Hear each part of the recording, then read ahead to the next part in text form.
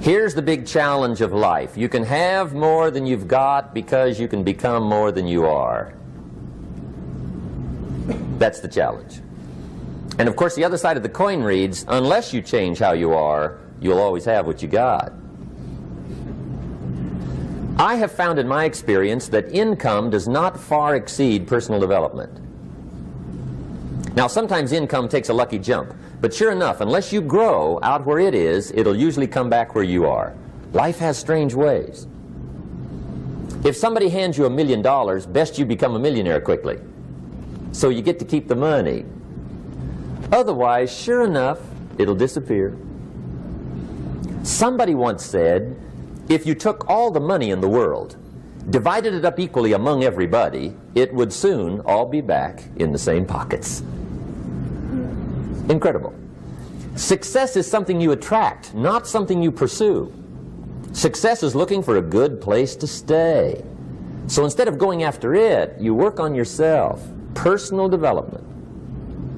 See, the major question to ask on the job is not what are you getting. The major question to ask on the job is what are you becoming? See, the big question is not what am I getting paid here. The big question is what am I becoming here?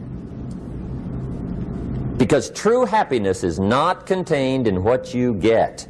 Happiness is contained in what you become. So that's our major subject for tonight, personal development. Of all the assignments Mr. Schoaf gave me at age 25, this was probably the most difficult. In fact, I'm still working on this one. I think it's an unending challenge to see what you can become. The next subject is called Basic Laws. And it's good to study the basics. And I call these basics primarily because they come from the Bible. Now, I'm not a theologian or a minister, and that'll be apparent. But Mr. Schoaf taught me that the Bible was a good textbook for ideas and stories and success equations, how to live the better life. I found out that was true. He also taught me that the Bible is as practical as it is spiritual, and I found out that's true. If you look at your bank account and your income and you're not happy, there are several places in the Bible to check to see what the heck's wrong so you can make the changes. And we're going to cover some of those tonight, called basics. Okay. The next subject is my favorite, setting goals. Mr. Schoaf taught me how to set goals. What a favor that was. One morning at breakfast, shortly after I met him, he said, Jim, let me see your current list of goals and let's go over them and talk about them. He said, maybe that's the best way I can help you get a better direction started. And I said, I don't have a list. He said, well, is it out in the car or home somewhere? I said, no, sir. I don't have a list anywhere. He said, well, young man, that's where we got to start. He said, I can tell you right now, if you don't have a list of your goals with you, he said, I can guess your bank balance within a few $100s. Which he did. And that got my attention. I said, you mean my bank balance would change if I had a list of goals? He said, drastically. That day I became a willing student how to set goals. And sure enough, learning how to set goals changed my life. And I often wondered why no one had ever taught me how to set goals up until age 25. I went to high school, but if they offered it, I missed it. I went to college for a year, never heard it. I worked for Sears. Really. And to my knowledge, Sears never taught it. Right? How to set goals. So here I am, age 25, married, my family's starting, I've been to college, I'm working, and I still don't know how to set goals. But fortunately, when I was 25, I met the man who taught me how, and it revolutionized my whole life. Economically, socially, personally, it's incredible. So I want to share with you tonight what Mr. Schoaf shared with me, how to set goals. It can be a life changer. Okay. The next subject is the negative part of the seminar. Life is part negative, so we got to talk about the negative. And this subject is called diseases of attitude. Diseases of attitude. There's a lot of things that can wreck your chances to do well. We live in a rather dangerous world, so you got to be not only wise, you got to be careful. Now, attitude diseases are just as bad as physical diseases, right? High blood pressure, heart trouble. I mean, a lot of things will ace your chances to do well. So you've got to be careful. And attitude diseases are deadly. I mean, they'll destroy all the good things you start. Okay? So we'll go through those attitude diseases, how to spot them, how to look for them, what they are, and the cure. And I'm a pro on these because I've had them all, so I can give you excellent advice on these. Now, the last subject we're going to consider tonight is called the day that turns your life around. The day that turns your life around. And under this subject, we're going to talk about the emotions that can change your life. Human beings are emotional creatures, and emotions are powerful for life change. Now, of course, emotions are so powerful they can go either way on you. Emotions can either build or destroy. So you really have to employ emotions properly. We call civilization the intelligent management of human emotions. If you can intelligently apply your emotions in the right direction, no telling what can happen. Could turn your life around one day would be sufficient. So we'll talk about those. Okay. Now that's a lot to cover in one evening, but we'll keep at it here and see if we can't get it all done. I'd like to have you now jot down the theme of the seminar. Every seminar should have a theme, I guess. We've got one. It's on some of our literature if you happen to notice it, but if you didn't, for your notes, here it is. The theme of the seminar goes like this: the major key to your better future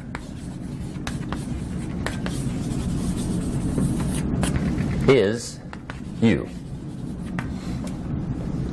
That's the theme of our seminar tonight. The major key to your better future is you. And I'd like to have you underline two words just to give it some added punch. Underline the word major and the word you, so that it reads, the major key to your better future is you. Now, my first suggestion is transfer this to a card or something where you can put it up, where you can see it every day. Preferably put it up where you can see it at the beginning of the day, before you go off to put the day together. This is a good phrase just to glance at, to keep in mind as you're putting the day together. It's called the silent seminar. If you'll just let this talk to you during the day, I found it to be tremendously helpful. The major key to your better future is you. For a big share of my life now, I didn't have this one quite figured out. Among a lot of things I didn't have quite figured out. Many things used to puzzle me back in those early days. I used to wonder why two people could work for the same company, one make twice as much money. Now, see, that used to puzzle me. And maybe they were the same age, graduated from the same school, live in the same community, work for the same company, with the same products and the same services. They've got the same traffic, the same problems, and one makes $1,000 a month, the other one makes $2,000 a month. Now that was my puzzling question. Why would this long list be the same and the money twice as much? I asked, what's the difference between $1,000 a month and $2,000 a month? And I don't mean $1,000 a month, right? I could figure that out. But what makes the difference? Why would one person do twice as well, 3 times as well? Speaking economically. Now, I know there's more than one way to do well. I understand that. But in this little narrow area called compensation, what's the difference? Well, back then, with my faulty thinking, I'm trying to reason it out. I thought, well, maybe time makes some of the difference, right? Some people do better because they have more time. I used to say, Harold ought to be able to do well. He's got a lot of time. If I had all of Harold's time, I could do well. Now, that's got to be dumb, right? Number one, you can't get somebody else's time. A guy says to me one time, he says, you know, if I had some extra time, I could make some extra money. I said, then forget it. There isn't any extra time. Hey, when the clock strikes 12 midnight, that about wraps it up, right? I mean, you can look around the gongs there for a little more, but it's over. You say to the guy, what are you doing? He says, I'm looking for extra time. See, they'll come and take you away, right? There isn't any more time. Now, if you can't get more time, which you can't, what could you get more of that would make a difference in economic results? And here's the key word. Make it a part of your notes. We're going to consider it tonight. The word is value. And I have a little phrase for your notes.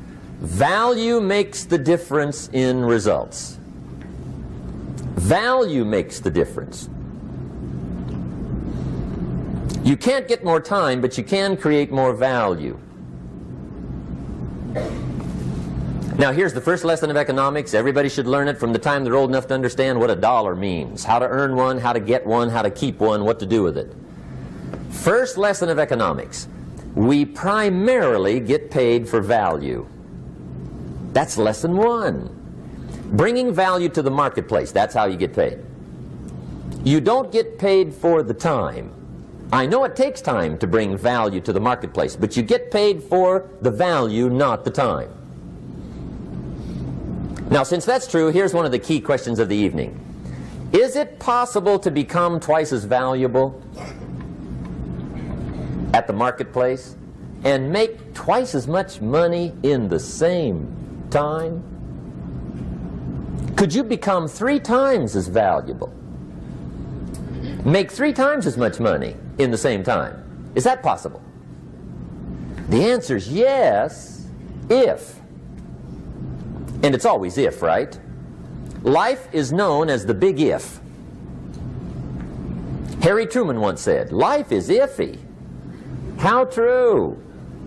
And here's the big if we're going to consider it tonight. It's possible to do much better at the marketplace if you go to work primarily on yourself. And that's the theme of our seminar tonight.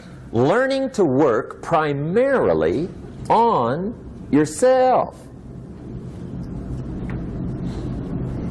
People have asked me for the last 24 years, how do you develop an above average income? And the answer is, become an above average person. Develop an above average handshake. Some people want to be successful, they don't even work on their handshake. As easy as that would be to start on. They let it slide, they don't understand. Develop an above average smile. Develop an above average excitement. Develop an above average interest in other people. Develop an above average intensity to win. See, that'll change everything. Probably one of the most frustrating experiences in life is looking for an above average job with above average pay without becoming an above average person. It's called frustration.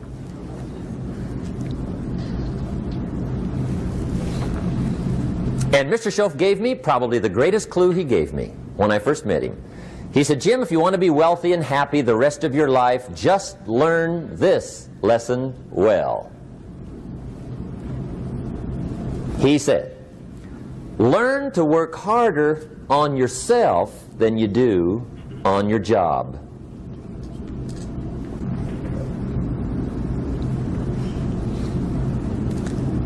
Then Mr. Schoaf gave me probably one of the most important clues among so many things he taught me, but this was in those early days.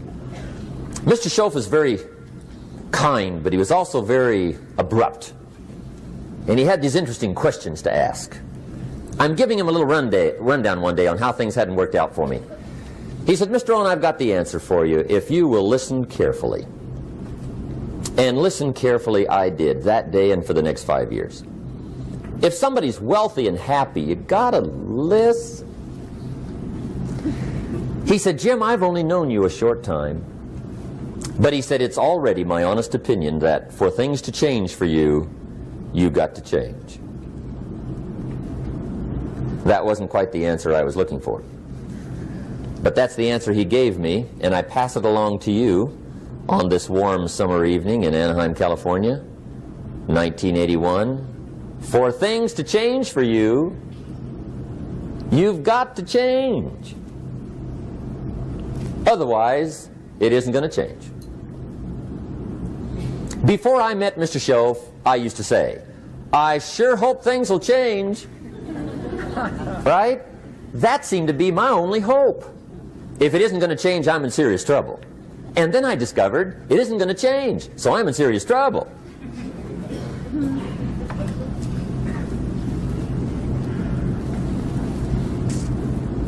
See, I can tell you what the 80s are going to be like. You have dropped into the right place. I did a seminar one time for Standard Oil executives and management in Honolulu. And we're having a conference one day on this big conference table. And one of them said to me, Mr. Rohn, you know some fairly important people halfway around the world. What do you think the 80s are going to be like? I said, gentlemen, I do know the right people. I can tell you. So they all listened very carefully. And I said, gentlemen, based on my wide experience, I can really honestly say to you, in my opinion, in the 80s, it's going to be about like it's always been. Aren't you glad you came? That's inside. I don't pass that around just everywhere. Now, of course, I said that to make a point, but I also said it because it's accurate. It's going to be about like it's always been. It isn't going to change. The tide comes in and then what? It goes out. For 6,500 years that we know of, recorded history, and probably long before that. So it is not going to change. It gets light and then what? It turns dark. 6,500 years. See, it's not likely to change. And we're not to be startled by that. And if the sun goes down, the guy says, what's happened, what's happened? It means he hasn't been here long, I guess, right? It always goes down about this time. The guy says, well, I don't like that arrangement. Well, you got to talk to somebody besides me, right? It gets light, then it turns dark. In rotation, the next season after fall is what? Winter. Pray tell, how often does winter follow fall? Every year regularly for the last 6,500 that we know of. See, it is not going to change. Now, some winters are long, and some are short, and some are hard, and some are easy, but they always come right after falls. It isn't going to change. Sometimes you can figure it out, sometimes there's no way to figure it out. Sometimes it goes well, sometimes it gets in a knot. Sometimes it sails along, sometimes it gets in reverse. See, that's not going to change. The last 6,000 years reads like this: opportunity mixed with difficulty. That's how it reads. It isn't going to change. The man says, well, if it isn't going to change, how will my life ever change? Answer, when you change. And whether I'm talking to high school kids or business executives, my message is always the same. And it goes like this: the only way it gets better for you is when you get better.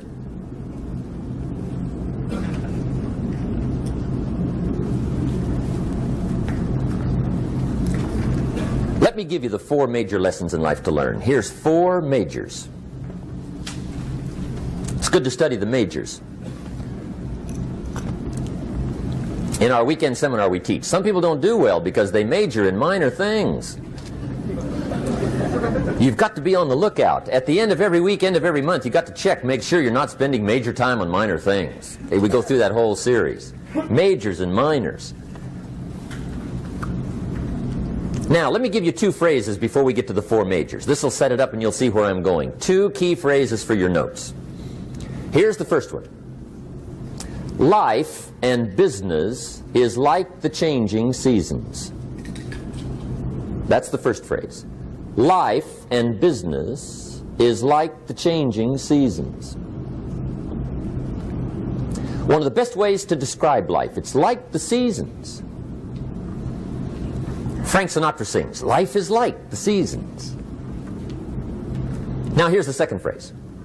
Very important. You cannot change the seasons, but you can change yourself.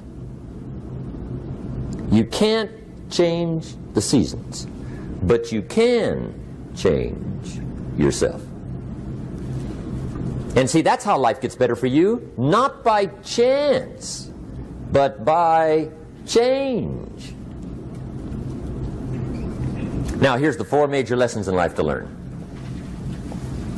I've got my first book finished, came out a couple of weeks ago. This is in it, the 4 major lessons in life to learn. Here they are. Number 1, learn how to handle the winters. That's lesson 1. They come right after falls, with regularity. Some are long, and some are short, and some are hard, and some are easy, but they keep coming. You must learn to handle the nights. They come right after days. You must learn to handle difficulty. It comes right after opportunity. You must learn to handle recessions. They always follow progressions. For the last 6,000. See, it isn't going to change. The lesson you must learn is how to handle it. And there's all kinds of winters, right? The winter when you can't figure it out. The winter when it all goes smash. The winter when it turns belly up. The winter when it won't work, when you've run out of money and you've got a broken heart. See, those are winter times. There's all kinds. Economic winters, social winters, personal winters. When your heart is smashed in 1,000 pieces and the nights are unusually long, your prayers seem to go no higher than your head. It's wintertime. Barbra Streisand sings, "It used to be so natural to talk about forever, but used to be's don't count anymore. They just lay on the floor till we sweep them away. You don't sing me love songs, and you don't say you need me, and you don't bring me flowers anymore." A song of winter. But see, the disappointments come. Those are normal. That's part of life. But the question is, how do you handle it? How do you handle the coming winters and the disappointments and the downtimes? Well, you can't get rid of January by tearing it off the calendar. But here's what you can do. You can get stronger, you can get wiser, and you can get better. The winters won't change, but you can. And that's how life changes for you. See, before I understood, when it was winter, I used to wish it was summer. I didn't understand. When it was hard, I used to wish it was easy. I didn't know. And then Mr. Schoaf gave me a part of his very unique philosophy when he said, "Don't wish it was easier, wish you were better." See, that triggered my whole life change. Don't wish for less problems, wish for more skills. Don't wish for less challenge, wish for more wisdom. That's the key. So that's lesson one, learn how to handle the winters. Here's lesson two, learn how to take advantage of the spring. That's the second one.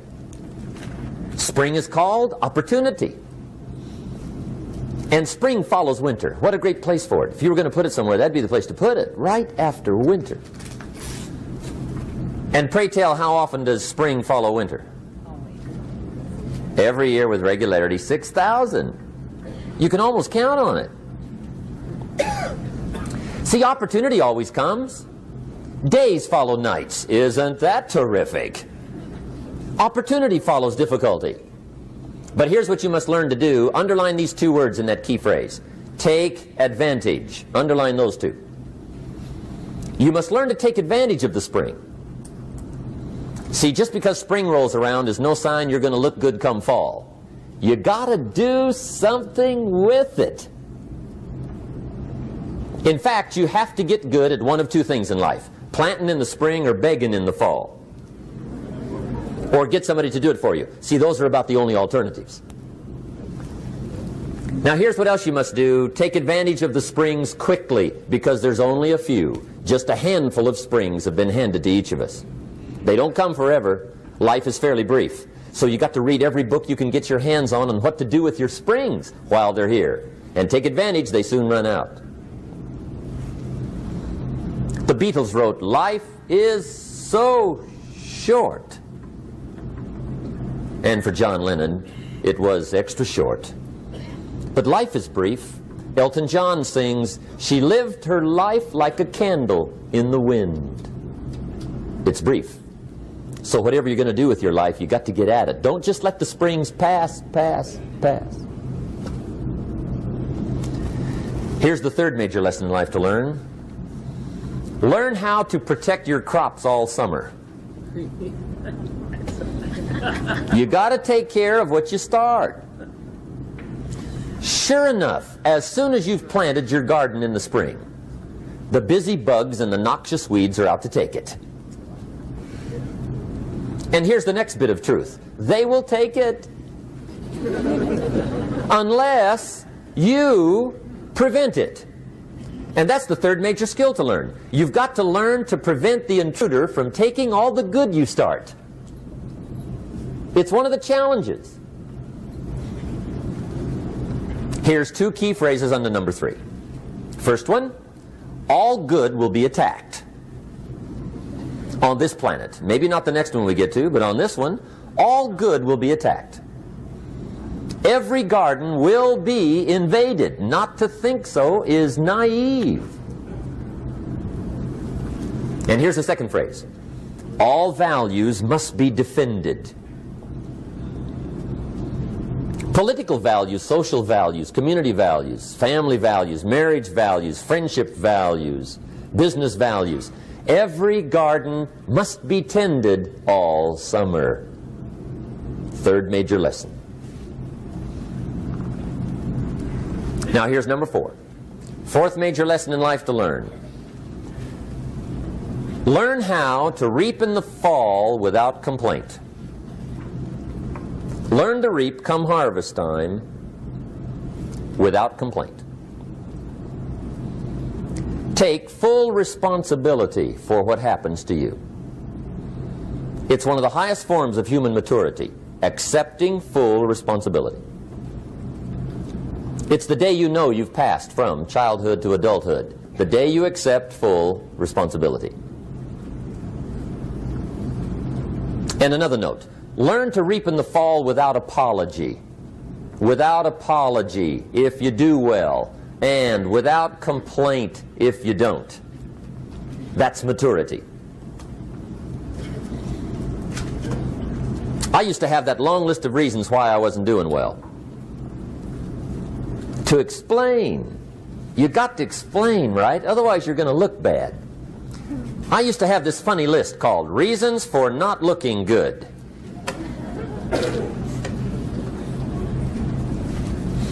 I used to blame the government. I mean, you can believe that or not. It was at the top of my list. I had a lecture second to none. The government. That was on my list. I used to blame taxes. Look what you got left after they take everything. And they expect you to do well.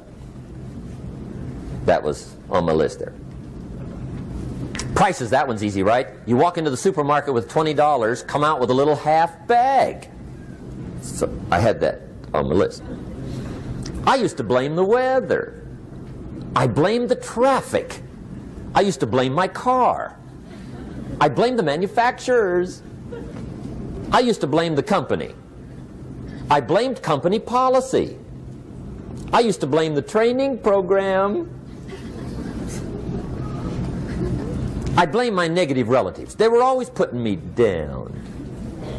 I blame my cynical neighbors. They're just selfish, looking out for themselves. Won't loan you money? They were on my list.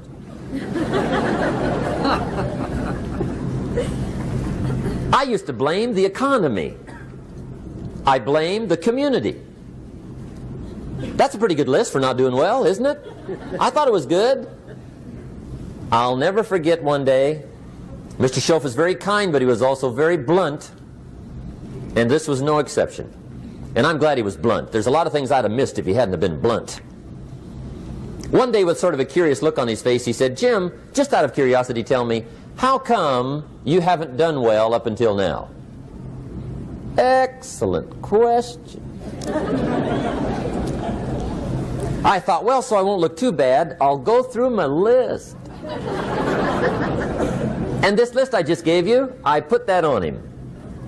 And he was very patient. He let me go through the whole thing, the government, the weather. I went through this whole thing. When I finished, he looked my list over very carefully. He said, "Mr. Rohn, big problem with your list. You ain't on it." How brilliant.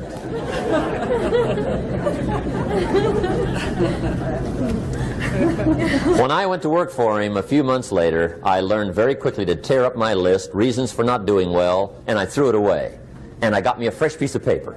And I put one word on it. Me. There's a Black Heritage spiritual that says, "It's not my mother nor my father, nor my brother nor my sister, but it's me, oh Lord, standing in the need of prayer." See, I used to blame everything outside. And then let me give you a little philosophy that helped turn my life around. For your notes, here it is.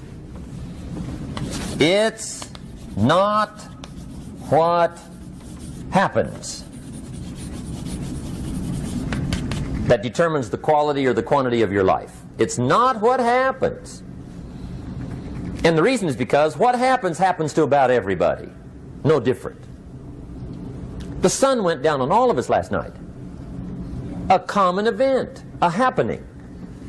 And I found out that the same things can happen to two different people. One gets rich and one stays poor. Why is that? It's because it's not what happens, but rather it's what you do that changes everything. So that's a key phrase. It's not what happens, it's what you do. What happens is about the same. You might put that in parentheses here. Same. What people do, that's what's different. Anything can happen, right? Everything can happen. I've heard all the stories. I've been one of the stories. Hey, we could all tell stories all night long, right? Happenings. Anything can happen. Have you heard of Murphy's Laws? Anybody here heard of Murphy's Laws? Okay, most of you have. Murph had these laws. One of them was, if anything can go wrong, it will. That's one of Murphy's Laws. He was not one of the great positive speakers of the day. But anyway, it's still true though, right? Anything can go wrong, everything can go wrong. For sure. I've fallen out of the sky so many times. Once to the tune of a couple of million. Devastating. Took me a while to survive that one. Now, it wasn't all that much, but it was all I had. Right? I mean, that's when it's much, right? When it's all you got. If you got 3, 2 go, you got 1 left, you ain't looking that bad. But when it all goes. Has anybody been there when it all went? Anybody? Come on, the rest of you liars. Go ahead. Hey, we've all been there, right? When it all went. Of course, it used to be a long time ago, right? When you ran out of money, got to 0, you were all through. Heck, now you can whistle right on by 0, right? I mean, they will bury you. That's what they will do.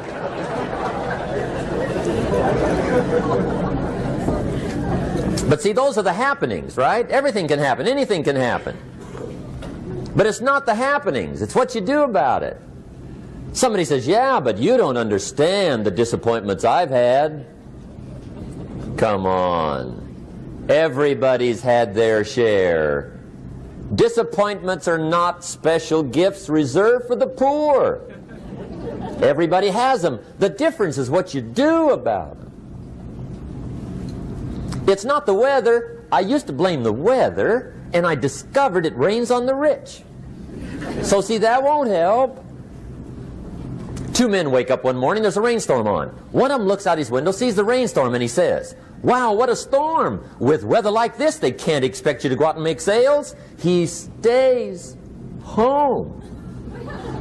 Same morning, the other guy looks out his window, sees the same storm, says, wow, what a storm. But he says, you know what, with weather like this, what a great day to go out and make sales. Most everybody will probably be home. Especially the salesman.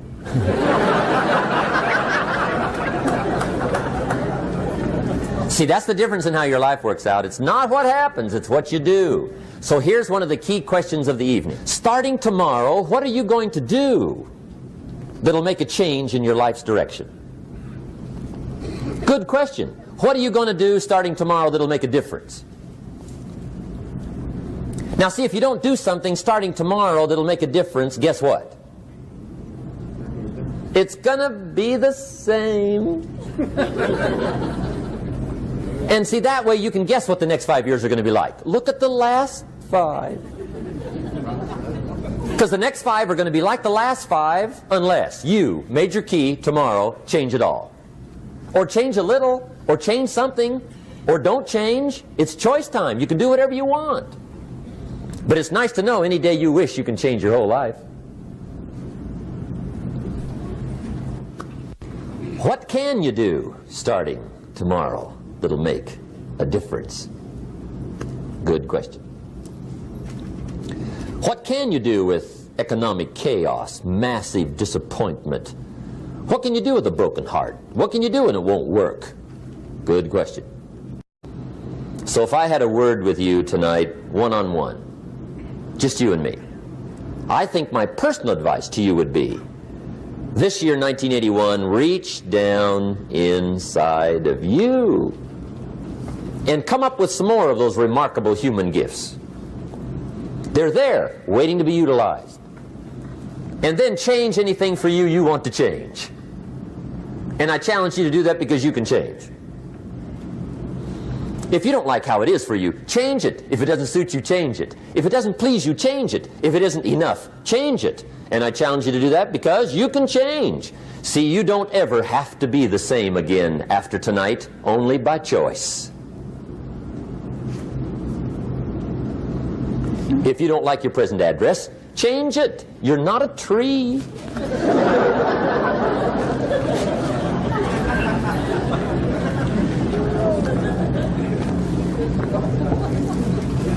Now, let me give you 3 steps to personal development. Let's get down to the nitty-gritty. What does it take to really make the changes starting tomorrow? It takes more than philosophical pronouncement. I know that. It also takes more than enthusiasm. I know we're hearing a lot about enthusiasm these days, but see, that just won't do the job. We're still hearing the old cliches of the 30s, right? To be enthusiastic, you must act enthusiastic. But see, that's not going to help. After you have leaped about, there are some things you got to do, or it isn't going to change. See, you can get all excited about lifting 200 pounds till you get to the gym. And then you need a new excitement. And the new excitement is called discipline. Major step to human progress. Discipline. If there's one thing to get excited over, that's it. Get excited over your ability to make yourself do the necessary things. What could you make yourself do starting tomorrow that would change it all? No! Tell him. Now, see, that's exciting. On any given day, you can massively change the direction of your life. Murder is a clear example that any one person on any given day can forever alter the course of their life. It just happens to be a negative act. But just as sure as you can commit a negative act, you can also commit a positive act and forever alter your life, whenever you wish. Now that's exciting. And whatever that act might be that changes your life. The guy finally takes a shotgun to his car and blows out every window, destroys every tire, puts 100 rounds in this shabby old thing. And he says, I have driven this embarrassing thing for the last time. And not only will I never drive it again, nobody else will ever drive it again. And he lets that shuddering thing stand there for a while as a monument to the day he said, today my life changes. Now who can do that? Anybody. When can you do it? Whatever day you pick.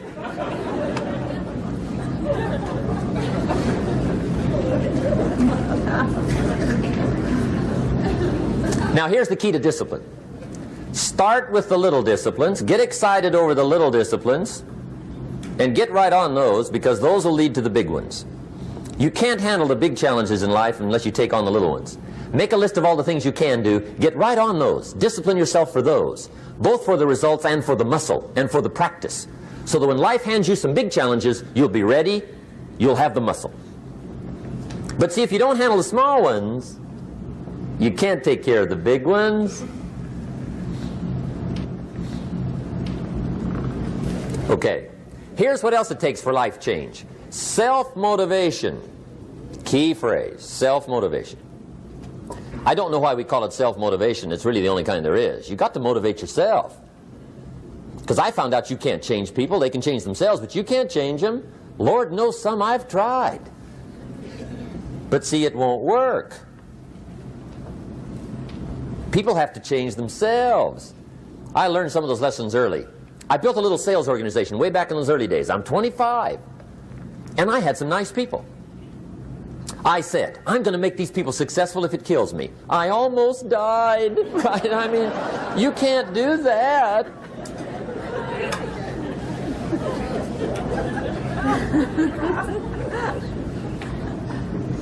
See, I've discovered this. Good people are not trained, they're found. You find good people. You don't make them good, you find them good. Training really is for the purpose of finding good people. You don't need much instruction for a good person. Too much training probably means you got the wrong people.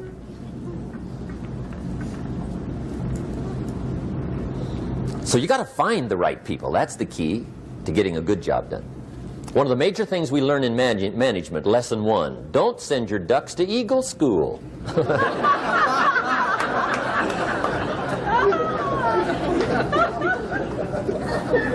Because it won't help. I mean, I'm telling you, it won't help, no matter how good your school is. And the little eagle badge and little eagle hat, I'm telling you, it won't help. It won't help. You can tell whether your school's done any good, right, is when it's over, right? The duck goes for his first rabbit and makes him a friend. You say, no, no, no. Anyway, so it takes self-motivation to really alter your life. And you don't want to give self-motivation away to somebody else and make it somebody else motivating you. The guy says, boy, if somebody just come by and turn me on. What if they don't show up? Right? See, you got to have a better plan for your life. Okay. Now, if you're excited and you're ready to change, let me give you 3 steps to start life change that can change your life, your personality, your lifestyle, everything can change. Here's the steps. Number 1, find out how things work. The first key to doing better is find out. To change your life, really, you need ideas. There isn't anything an idea can't change. And Schoff taught me the major problem is lack of an idea, not a problem. At first I didn't have any money. I said to Mr. Schoff, I don't have any money. He said, that's not a problem. Now see, up until then I always thought it was. Right? I was confused. He said, no, no, the problem is lack of an idea on how to create money and wealth. It isn't lack of money, it's lack of ideas. So if you get the ideas, see, you can change anything. Now to get ideas, you need a constant study of finding out. Now Schoff also said, when you find out something that works, put the information in your journal. Don't use your head for a filing cabinet. Put it in your journal so that you can do the next best thing. Repetition, repetition, repetition. Go over it. And if you repeat it, go over it, sure enough, someday, some mysterious day, the idea takes root, starts to grow, and shows up in your bank account, and your dress, and your personality, and your lifestyle. But capture the ideas in your journal. Find out how things work. Schoff gave me this word for my life change. He said, study. Great word. If you wish to be successful, study success. If you wish to be happy, study happiness. If you wish to be wealthy, study wealth. Don't leave it to chance. Make it a study.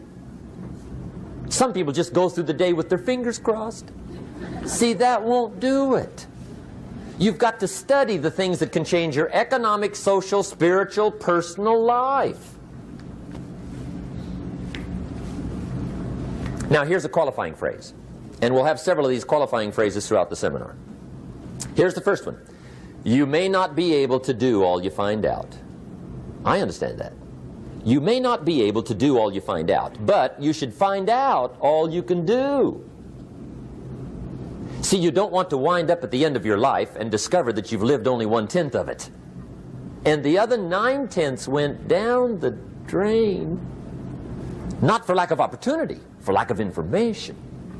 So that's number 1, find out how things work. Now here's the best human virtue for finding out, curiosity. Make a note of that. Curiosity. Be curious. You might add a word to it that'll help. Childish curiosity.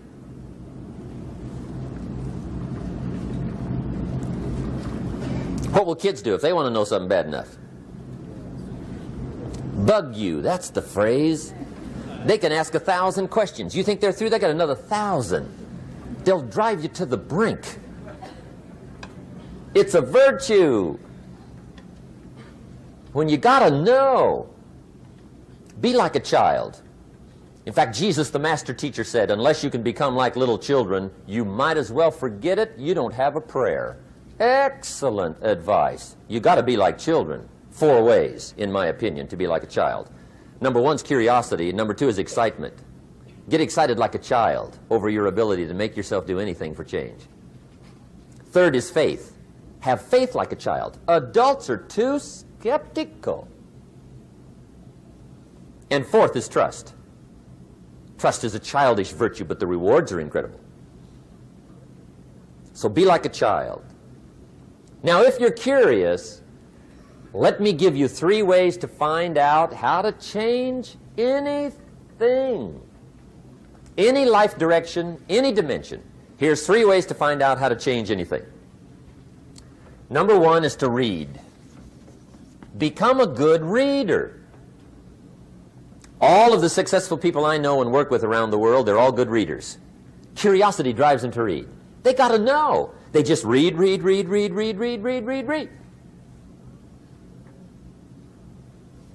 Become a good reader. Now, that's my opinion.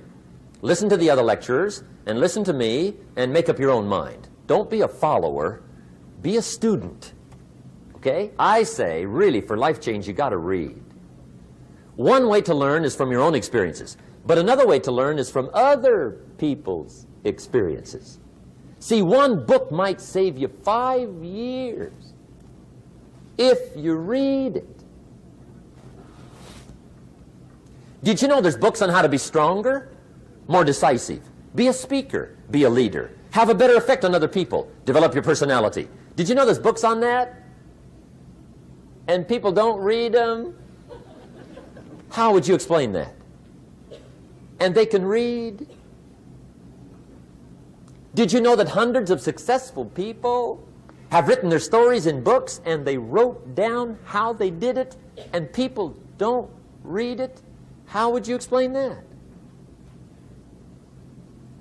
The guy's busy, I guess. You know, you get tied up. The guy says, well, yeah, you work where I work. By the time you struggle home, it's late. You got to eat a bite of supper, watch a little TV, get to bed. You can't sit up half the night reading. And the guy's behind on his car payment. Good worker, hard worker, sincere. But you got to be better than sincere and work hard. Otherwise, at the end of your life, you'll wind up cold, stony broke. You got to be better than a good worker. You got to be a good reader. The whole world is governed by laws. The universe, in fact. Laws. We call it the law of electricity. We call it the law of gravity. There's mathematical laws. There's physical laws. Speed and velocity laws. Agricultural laws. There's all kinds of laws. Now that we find ourselves on the spinning planet, you just have to learn what I call the setup. Learn the setup. Life's setup. Now, we didn't set it up, but we're here, so you got to learn it. And we should learn the setup for 2 basic reasons. Number 1, to keep from getting hurt. It's one of the major reasons for learning, so you won't get hurt. See, economically, socially, personally, you can get hurt just not knowing. Ignorance is not bliss. Ignorance is poverty. Ignorance is tragedy. You got to know, or you're going to get hurt. It's good to know not to walk out the 10-story window. That's excellent information. Now, what if a guy didn't know and he walks out? Now he's dead at the bottom. Somebody says, well, the poor guy didn't know. You got to know, or you're going to get hurt. Okay. Now, here's a parenthesis. You don't have to like the setup. I don't ask you to like how it is. That's not what's important. But it is important to learn how it is. Okay? So you don't have to like it, but you should learn it. That's what I tell the kids, right? Make sure you get the information.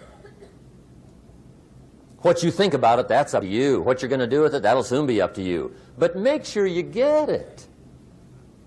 See, there's nothing worse than being stupid. Nothing. I mean, being broke is bad, but being stupid is awful.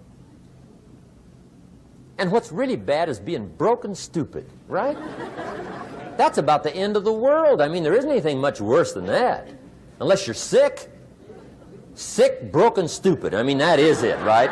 There's nowhere else to go. So make sure you get the information. It's key. You don't have to like it, but learn it. If this big monstrous thing lifts up in the sky, hangs there for a little while, cuts loose, comes crashing down, boom, shakes the ground for 5 miles. And then this big monstrous thing lifts back up in the sky, hangs there for a little while, cuts loose again, comes crashing down, boom, shakes the ground for 5 miles. It just keeps doing that, this big monstrous thing, lifting up and then crashing down, boom. Now, you might come along one day and say, that's got to be a stupid arrangement, which is okay. You're entitled to your opinion. But the first thing you should learn to do is get out from under it, right? That's number one. You might have a great moral argument. You might want to shake your finger at the sky, but do it from over there, right, so you don't get smashed. It's called your basic smart. So number one, learn so you won't get hurt. Whether you like it or not, learn. Now here's the second reason for learning, the setup, to benefit. It's called the plus of life. And that's what life is, right? Both minus and plus. The minus is tragedy, heartache, misery, failure, unhappiness. But life is also happiness, prosperity, good feelings. So here's the key. Learn to get on the good side of the way things work.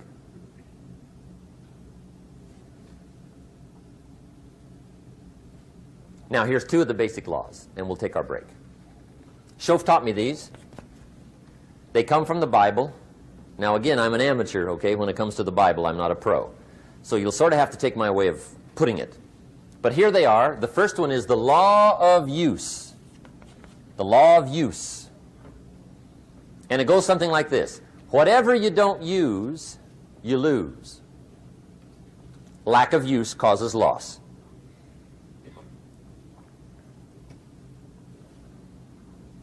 On this planet, maybe not the next one, but on this one, if you tie your arm to your body, leave it there long enough, you'll never use it again. It's over for the arm. Now, it may not be over, but it's over for the arm. The only way to keep the use of this arm is what? Keep using it. If you quit, you lose automatically. They don't bring it up for a vote. You lose automatically when you quit. Now, the same thing that goes for your arm goes for your brain, mentality. The same thing goes for all the human virtues. Ambition, unused, declines. Strong feelings, unused, diminish. It doesn't grow, it diminishes.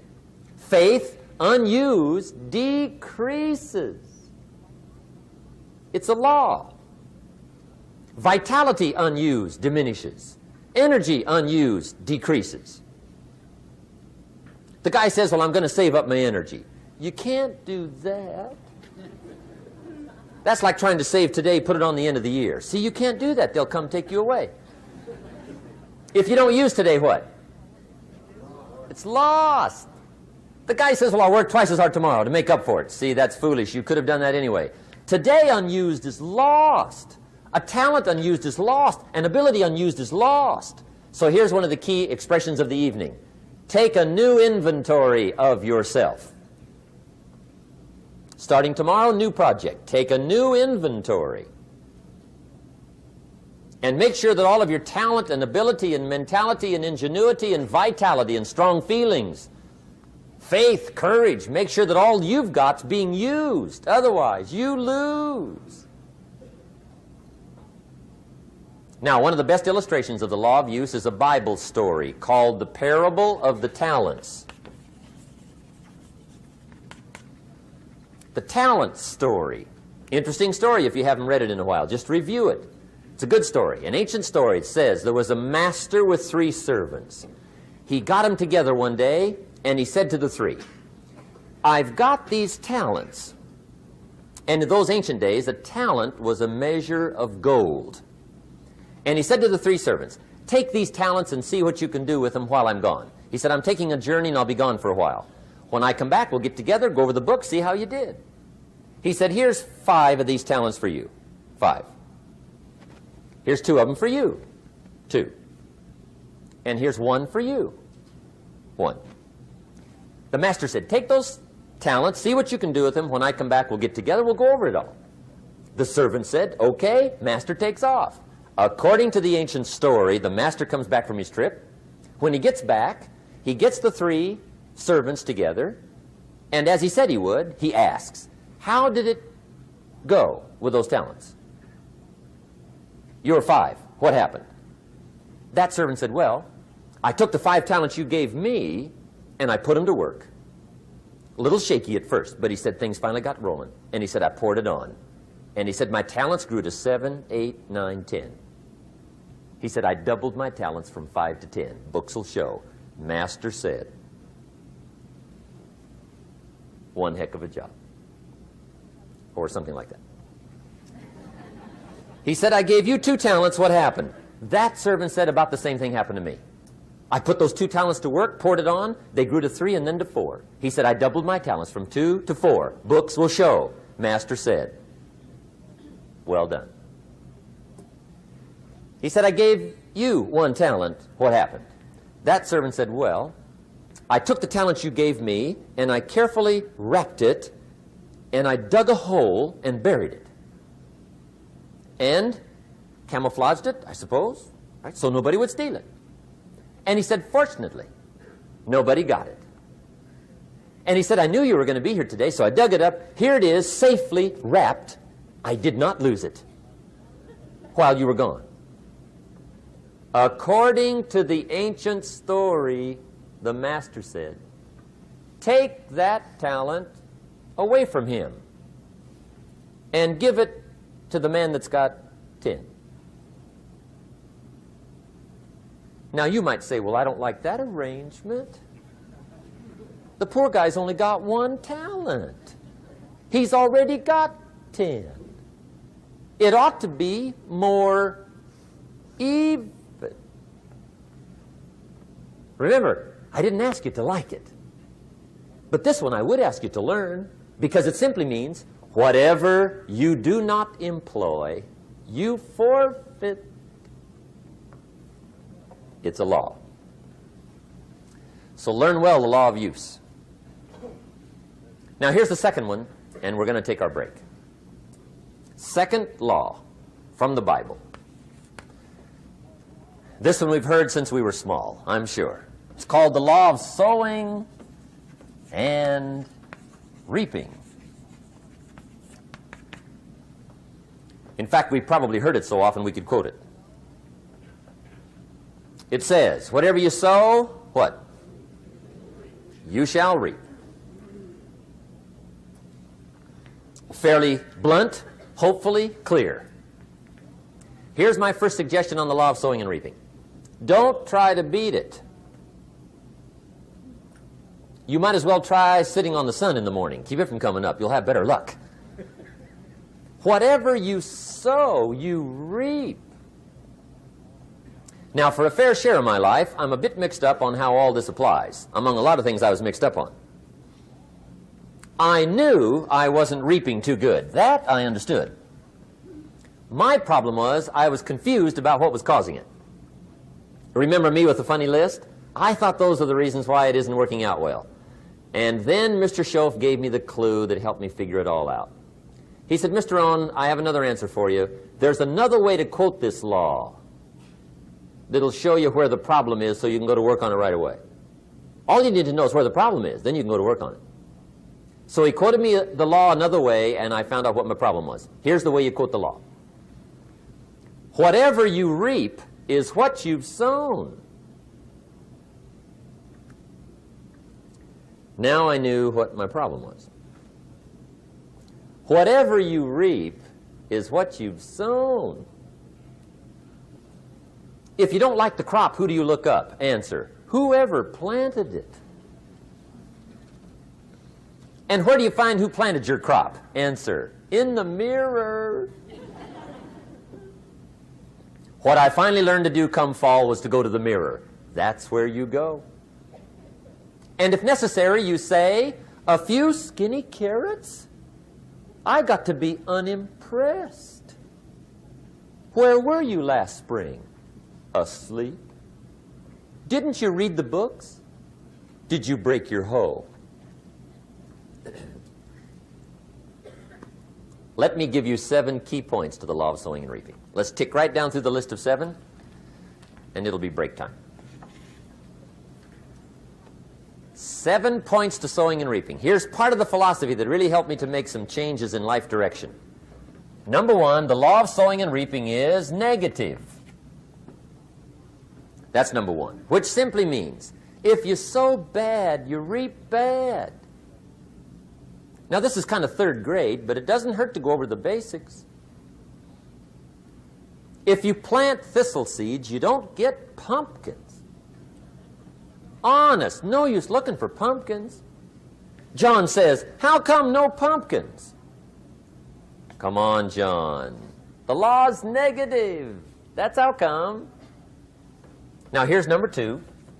The law's positive, which simply means if you sow good, you reap good. If you plant pumpkin seeds, you don't get thistles. Not from pumpkin seeds. Mother Nature won't pull tricks on you over in the corner snickering and pushing new thistles and you planting pumpkin seeds. She won't do that. You will get pumpkins from pumpkin seeds, and the reason is because the law is positive. Now, here's number 3. I got excited when I found out the full dimension of this. See, you do not reap what you sow, but rather you always reap much more than what you sow. So the 3rd key word is more. You don't get back what you put out. You get back much more than what you put out. And it works both positive and negative.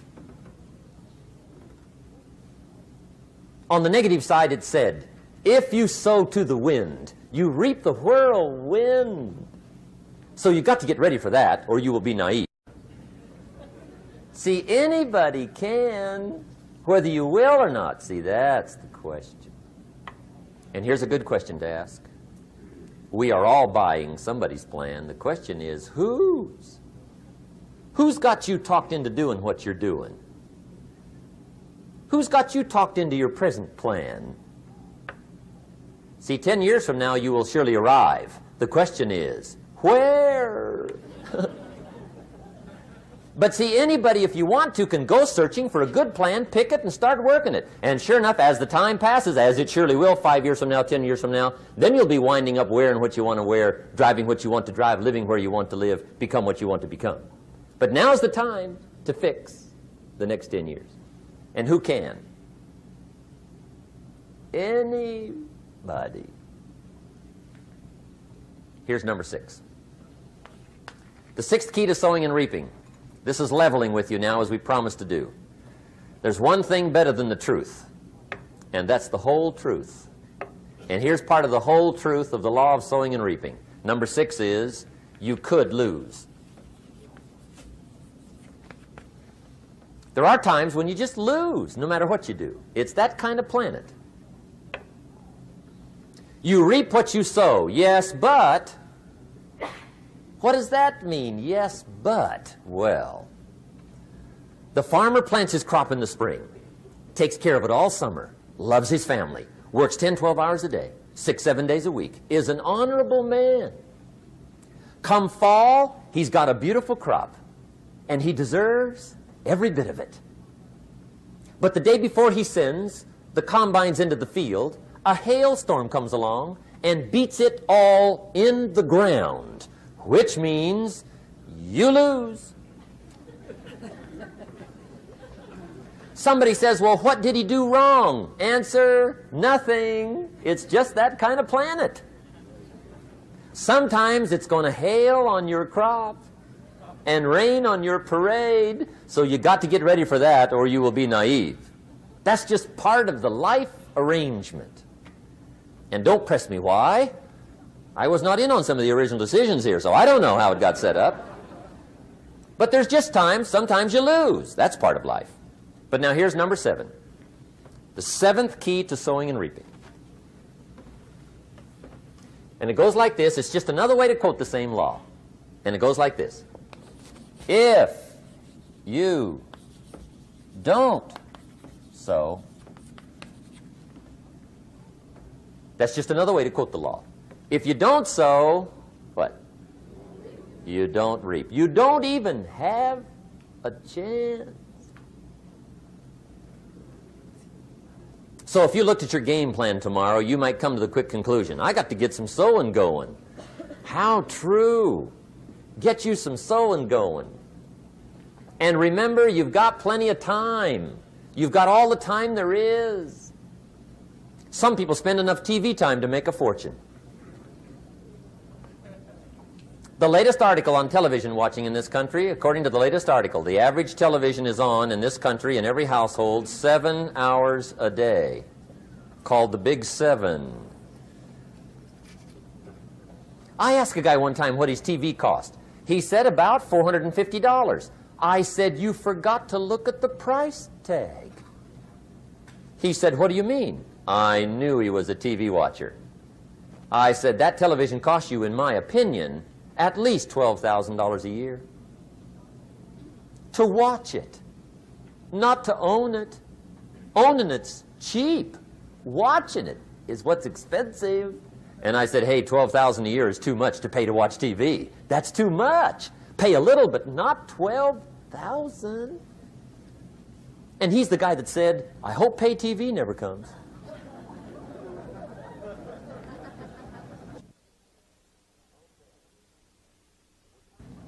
Okay.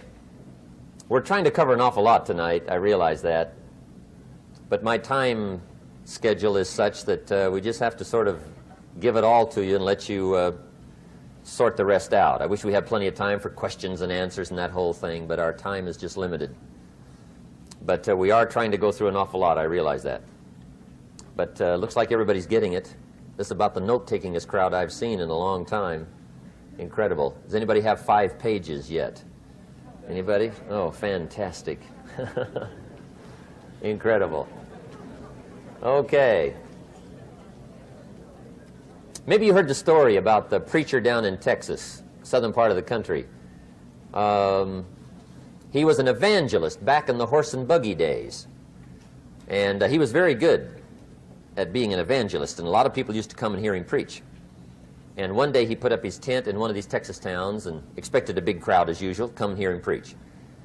And he got there, first night of the tent revival, walked in.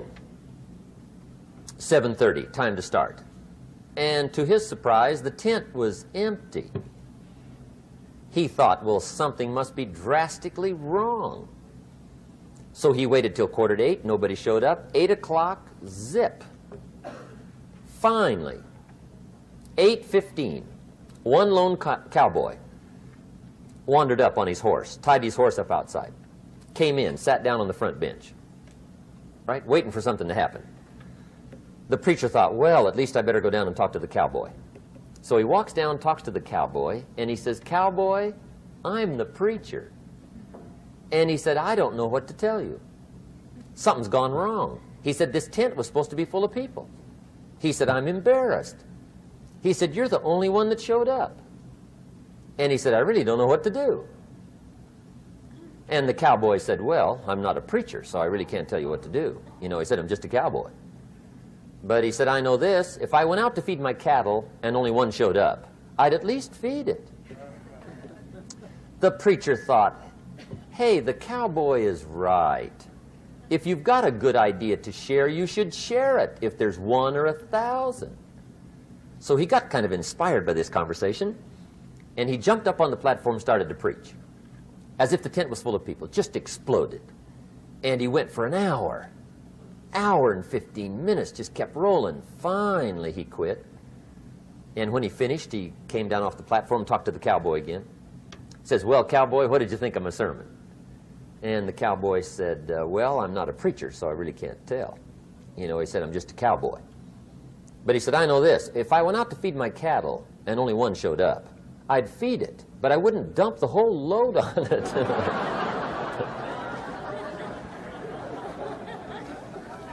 So anyway, if it seems like we're dumping the whole load tonight, I guess we are. But gosh, everybody's doing well. I'm having a good time. I appreciate the response here tonight. Okay, the next subject is setting goals. Let me show you what turned my life every way but loose. Mr. Schoaf dropped this idea on me, changed me completely. Setting goals. Here's what can easily happen if you don't set goals. It's easy to let life deteriorate into making a living instead of designing a life. And we all have a choice: make a living or design a life. It's easy to get trapped by economic necessity and settle for existence rather than substance. That's easy. But the best advice I can give you on how to break out of that trap is to learn how to set goals. Mr. Schoaf put it to me this way. He said, Jim, if you had enough reasons, you could do the most incredible things. I never forgot how he put that. If you have enough reasons. See, reasons will change your whole life. Mr. Schoaf said to me, he said, Mr. Rohn, I think you've got plenty of intelligence, you've got plenty of talent, you've got plenty of ability. Probably what you lack is plenty of reasons. He said, I don't think your current bank balance is a true indication of your level of intelligence.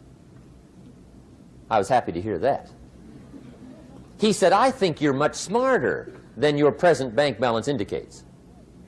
And that turned out to be true. I was much smarter. But of course my first question was, well then why isn't it bigger? And he said, you don't have enough reasons. You've got enough intelligence, but not enough reasons. So see, reasons can change your life. Here's what else I found out. Reasons come first, answers come second. You don't get the answers to do well till you get the reasons. Life has a mysterious way of hanging on to all the answers and only gives them up to the people that are inspired by reasons. So reasons make the difference in how your life works out. Now, what are some of the reasons for doing well? Let's go through a quick list called Reasons for Doing Well.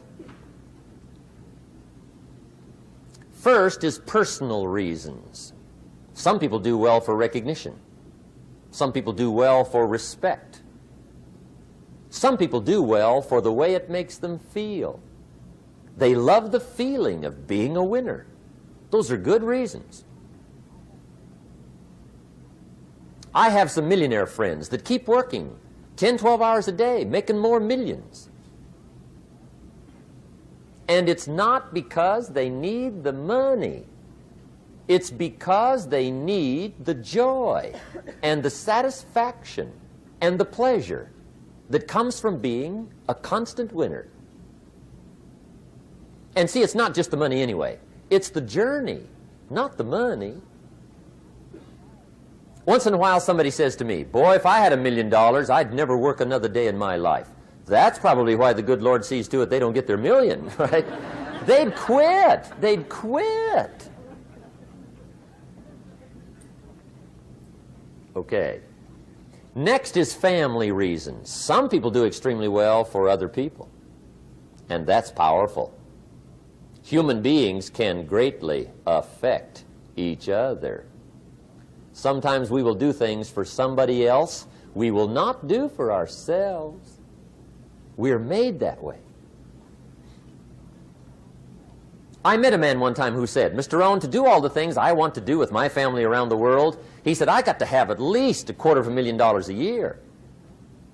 I thought, incredible.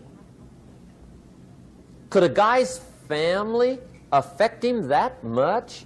And the answer is, of course. How fortunate are the people that find themselves greatly affected by somebody for personal achievement. And we are affected. The writer of a recent song said, "If not for you, the winter would hold no spring, couldn't hear a robin sing. I just wouldn't have a clue if not for you." So we can be affected. That might be one of the most stimulating reasons to do well, finding somebody. When Andrew Carnegie died, the wee little Scotsman that built the big steel industry, when he died, they opened up his desk, and in one of the desk drawers, they found a slip of paper. On that piece of paper, Mr. Carnegie had written his goal for his life, and he wrote it when he was in his 20s. And on that piece of paper, it said, "I'm going to spend the first half of my life accumulating money. I'm going to spend the last half of my life giving it all away." What a goal. He got so inspired by that goal that the first half of his life, he accumulated $450 million. And the last half of his life, he gave it all away. Good question tonight. What's got you turned on? What's got you bombed out of sight to get up early and stay up late and hit it all day? Next question. What's got you turned off? When I found the answers to those two questions, my life exploded into change. I finally found out what had me turned off, and I got that cured. And then I got me a long enough list of reasons to turn me on. And once the lights went on for me, age 25, they've never gone out. I've fallen out of the sky a few times, but I've never lost that drive to make something unique out of my life. See, reasons altered my whole life. Now, there's another list of reasons called nitty-gritty. Hard little reasons. Sometimes those little reasons are the most powerful reasons that can change your life. Sometimes it doesn't take much. I now carry several $100s in my money clip. It's only a few $100s, but it was one of those reasons turned my life around. Just before I met Mr. Schoaf, I heard a knock at the door. I go to the door, and there's a little girl standing there about this tall selling Girl Scout cookies. And she gave me one of the finest sales presentations I've ever heard. Special deal, several flavors, this whole package of stuff, $2. And with a big smile, she very politely asked me to buy. And I wanted to. Big problem. I'm broke. I don't have $2. And to this day, I can remember the pain and the embarrassment. I'm a father. I'm a husband. I've been to college. I'm working. I'm 25. I don't have $2. And I didn't want to tell her that for some reason. So I did what I thought was next best. I lied to her. I said, "Hey, look, I've already bought lots of Girl Scout cookies. I've still got plenty stacked in the house," which was not true. But it seemed to get me off the hook for the moment. She said, "Well, gosh, that's wonderful. Thank you very much." And she went away. When she left, I closed the door, and that was the day I said to myself, I don't want to live like this anymore. I've had it with lying, and I've had it with being broke. I'm never going to let this happen to me ever again. I promised that day I would work as hard as possible and would always carry plenty. It took me a little while, but now I do. It was one of those reasons. And I guess I carry plenty for two reasons. One is the way it makes me feel, but also in case I bump into another Girl Scout selling cookies. Right? I'm ready.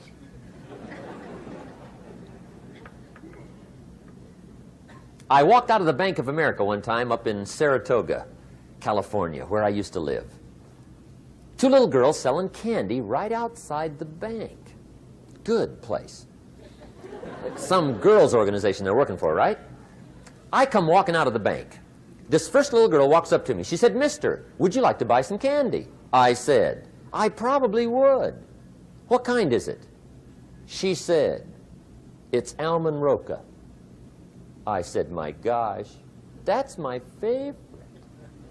She said, "Wonderful." I said, "How much is it?" She said, "It's just $2.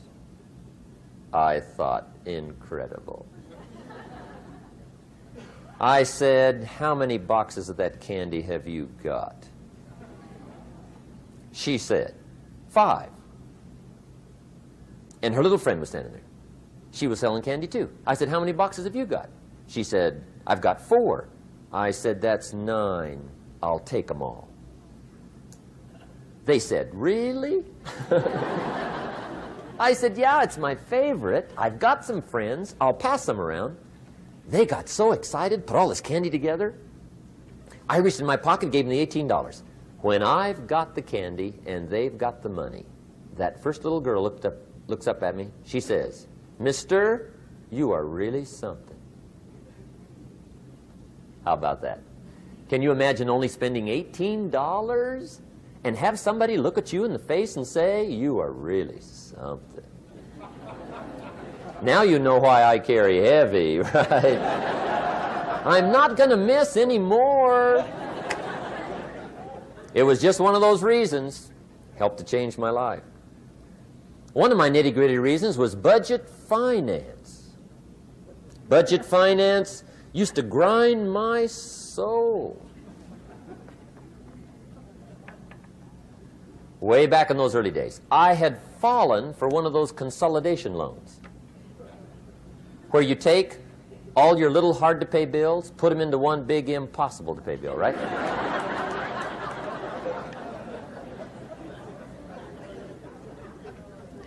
I would get 4 or 5 payments behind. This one guy used to call me day and night. I don't think they're allowed to do that anymore. Harassed me. Threatened to run me in front of the judge. Threatened to ruin my credit. Threatened to embarrass my family. One day he said, "We're going to come get your car, drag it rear end up down the street in front of your neighbors." The guy even called me a flake. And back in those days, I'm broke, I'm pitiful, there's nothing I can do about it. But I never forgot how the guy treated me. And when I met Mr. Schoaf and I got my life straightened out and the money started to flow, that was one of my first projects, budget finance. I poured it on day and night. I finally put all the money together I owed him, which was considerable. I picked a day for the payoff. And when the payoff day came, I put the money in small bills in a big briefcase. And I walked into the budget finance office on Wilshire Boulevard in Los Angeles. The guy who harassed me so often, his desk was about 3 back. I walked right up to his desk, startled him. He wondered what I was doing there. It was the first time I'd been there since I borrowed the money, right? Without saying a word, I opened up this briefcase, dumped this pile of money all over his desk. I said, "Count it. It's all there. I will never be back." And I turned around and stormed out. Now, that might not be noble, but if you haven't tried it, you've got to one time.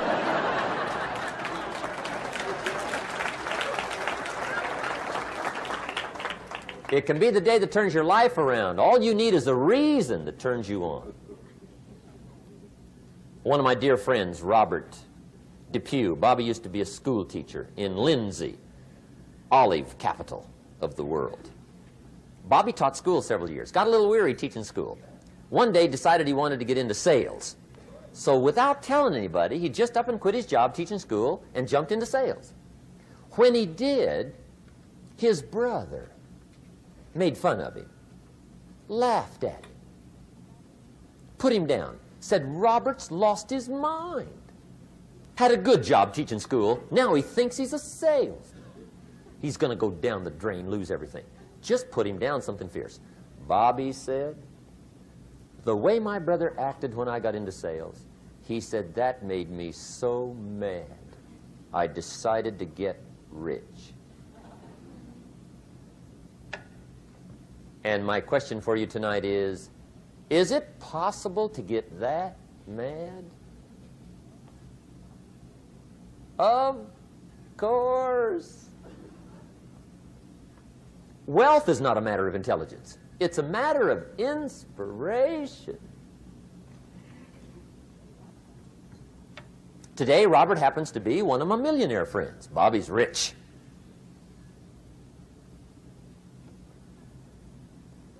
Frank Sinatra said one time, the best revenge is massive success.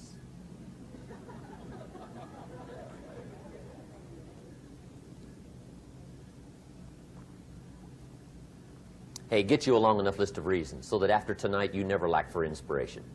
You might not have all the answers right away, but you can get the answers if you can get the reasons. Now, let me give you a little simple formula for goal setting. Okay? We take 2.5 hours on the weekend for the whole 10-year plan. We don't have time for that tonight. But let me get you started with a little simple formula Mr. Schoaf gave me. And maybe this will be helpful. First of all, I've divided goals into 2 parts. First is long range. Long range goals. That's your dreams. Your dreams for the next 3, 5, 10, 20, 30, 40 years. Actually, the rest of your life.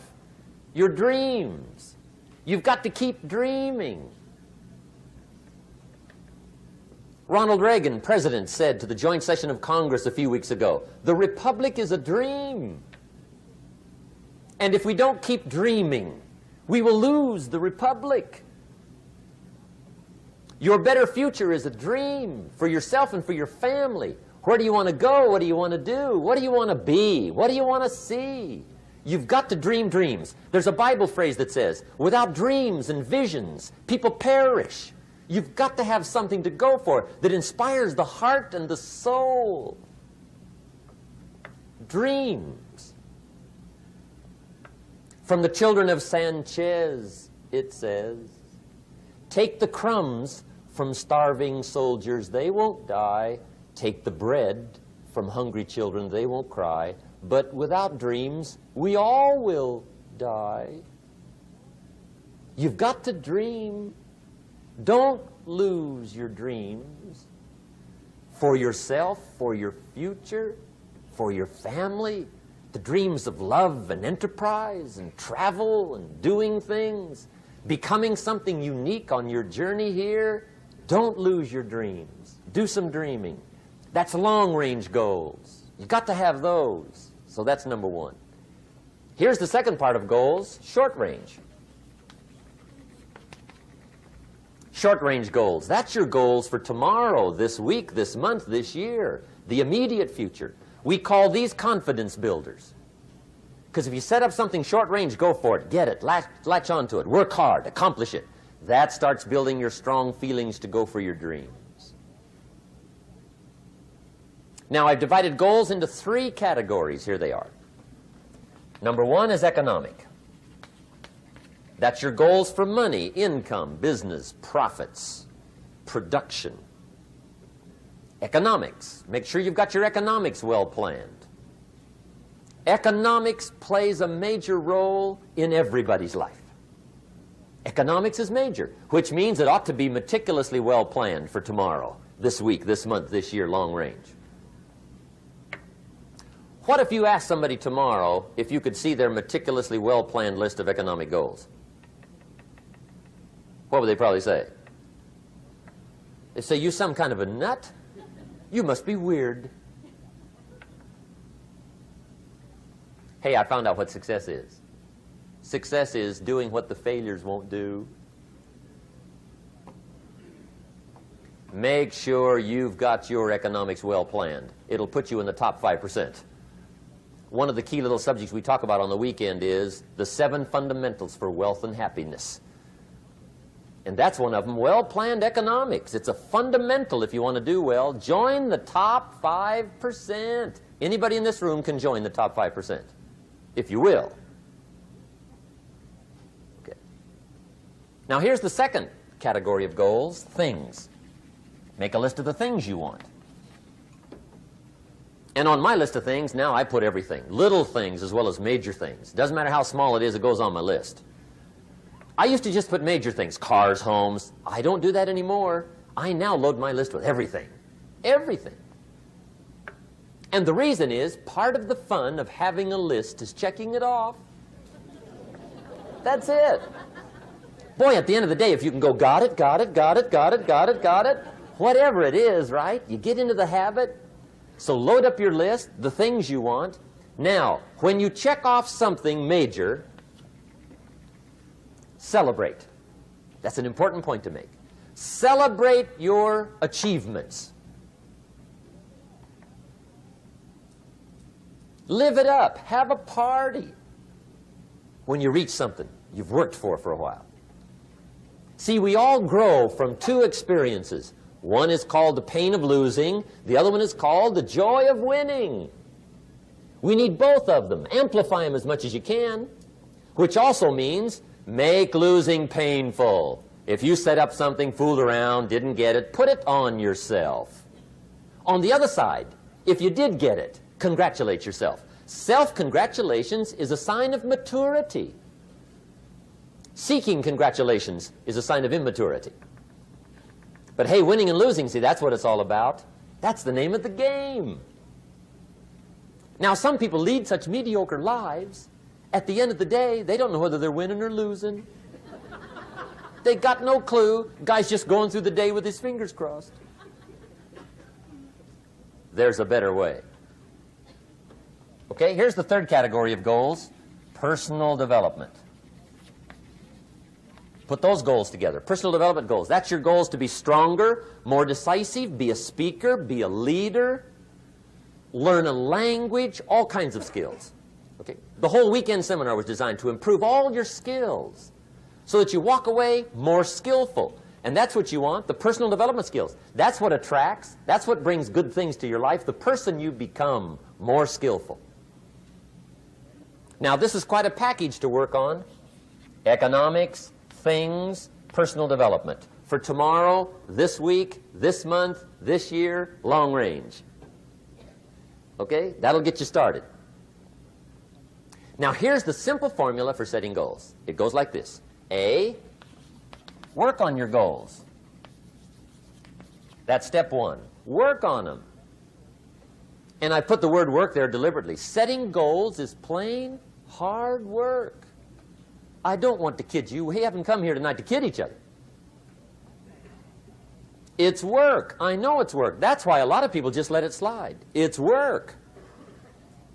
Many people work hard on their job, but they don't work hard on their future. They just let that slide. And the work involved is making plans.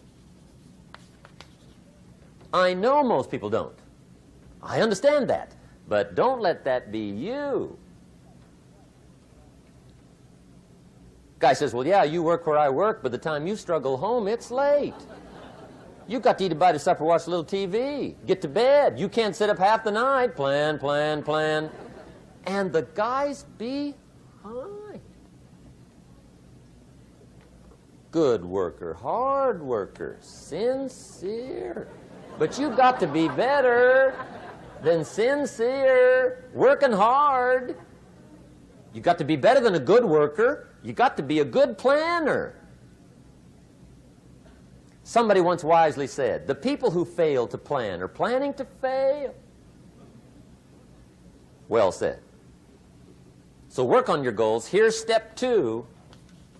Write your goals down. That's so important. I teach my staff around the world, put your goals in your journal. Because one of the major people you want to study is yourself. Say, here's the list of goals I put together 3 weeks ago. Here's the list of goals I put together 2 years ago. Here's some of the changes I made, rearrangement of my priorities.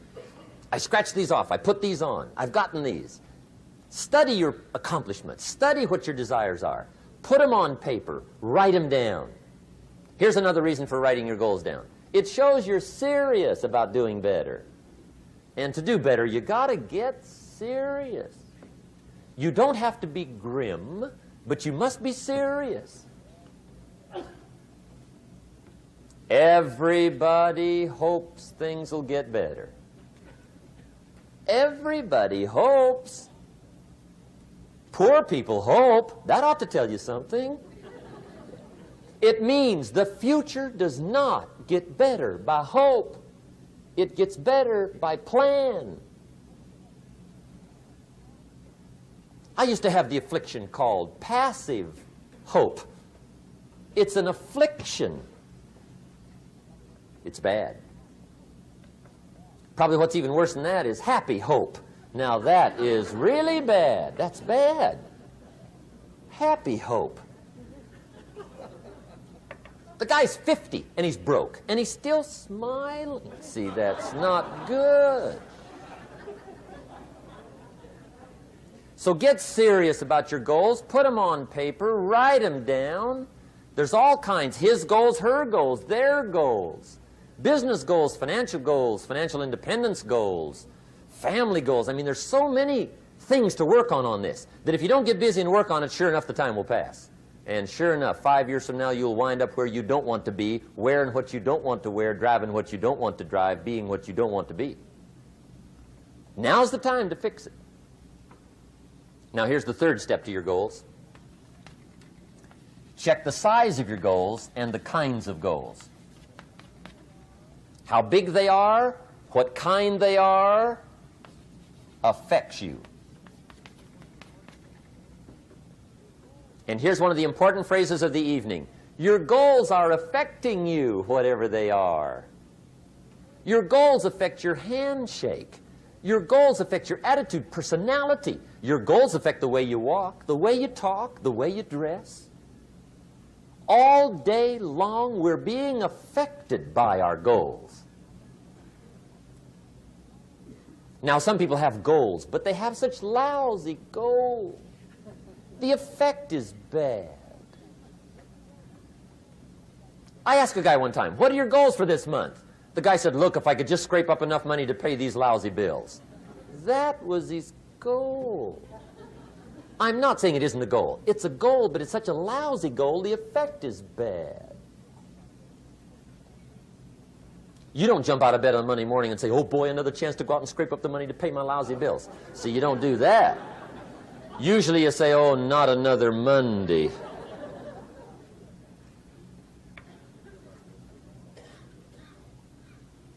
And some people have so given up on life, they have joined the thank God it's Friday club. How sad.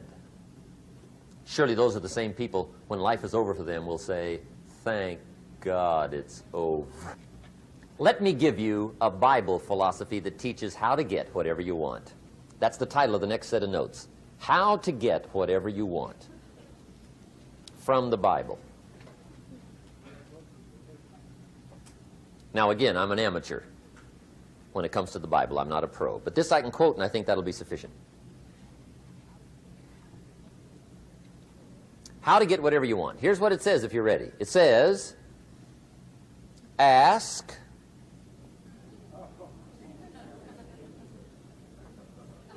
that's it. End of notes. Ask. If there's one art in life to learn extremely well, that's got to be one of them. The art of asking. What does ask mean? Ask means, what do you want?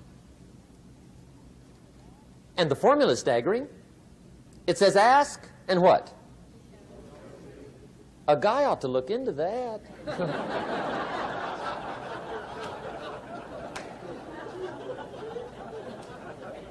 He says, yeah, but you work where I work by the time you struggle home.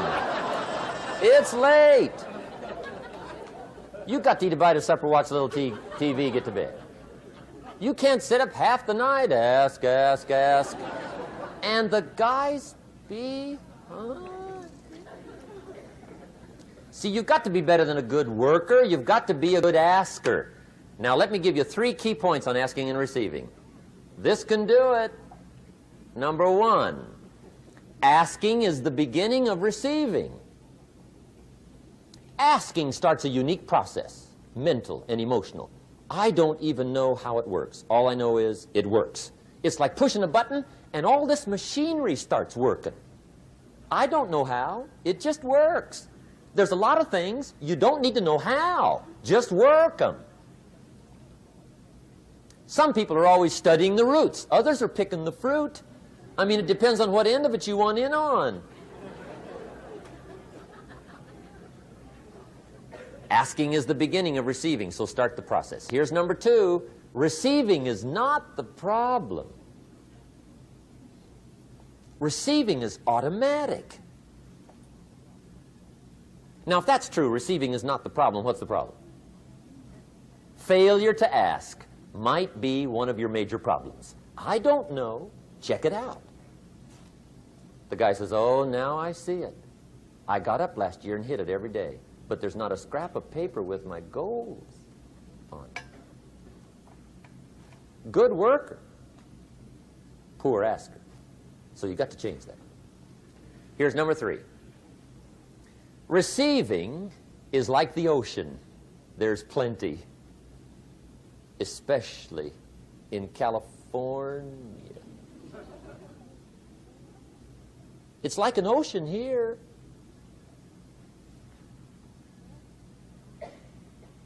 Success is not in short supply. It isn't rationed, and you stepped up to the window and it was all gone. No, no, no. It's like an ocean here. Now, if that's true, what's the problem? Well, some people go to the ocean with a teaspoon. Have you got the picture? See, what you want to do in view of the size of the ocean is trade your teaspoon for at least a bucket, and you'll look better down at the ocean. Kids won't make fun of you, right? Okay. Now, there's 2 ways to ask, and we'll wrap up goal setting. 2 ways. Here's number 1. Ask with intelligence. It didn't say ask intelligently, but I'm sure it meant that. Don't mumble. You don't get anything by mumbling. Be clear. Be specific. Intelligent asking means how wide, how high, how soon, when, what size, what color, how much. Define what you want and describe what you want. That's powerful. In the weekend seminar we teach, goals become like a magnet. They pull you that direction. And the better you describe them, the more they pull. So ask intelligently. Here's number 2. Ask with faith. That's the childish part of the equation. Believe you can get what you want like a child. Not an adult. Adults are too skeptical. So the formula really reads, make plans like an adult and believe in them like a child. And the most incredible things will happen. Just try it for 90 days. Just try it. You can always go back to the old ways. Just try it. Just 90 days, 90 days. Now, here's the last qualifying phrase on goal setting, as we promised to qualify everything. And it simply goes like this. Remember, you won't get everything you want. And we've already studied the reason for that. Simply, sometimes it hails on your crop and rains on your parade. It's that kind of planet. So you won't get everything you want, but if you will work this goal-setting formula, you can get plenty for wealth and happiness. Okay, that's goal setting. We use it around the world. We recommend it. Now, maybe it won't work as well for you as it has for me. I don't know. Maybe not. But what if it did? You got to try. Okay. Here's the last subject, the day that turns your life around. Let me just quickly give you a list of 4 emotions that can change your life in one day. Emotions are powerful. Sometimes it doesn't take much to alter your whole life direction.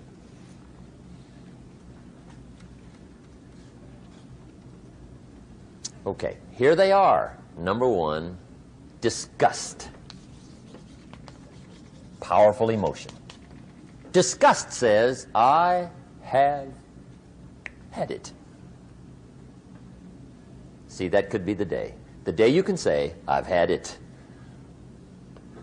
And whether you've had it with something small or something major, the day you can say, I've had it, may not be the day it ends, but the day it begins. That's what I said when that little Girl Scout left my door when I'm 25. I give her the big lie, she leaves, I say, I don't want to live like this anymore. I've had it with lying and being broke. Powerful day. The man's finally had it with mediocrity. He's had it with being a loser. He's finally had it with those awful sick feelings inside, knowing his wife is at the grocery store looking at 2 cans of beans, one marked 37 cents, one marked 39 cents. And the guy sick inside knows his wife's going to buy the 37-cent can, and she doesn't even like the brand.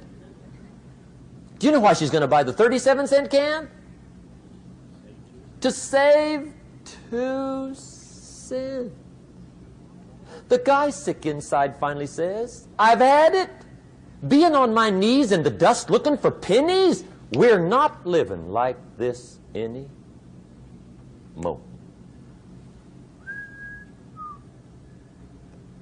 Could be the day that turns your life around.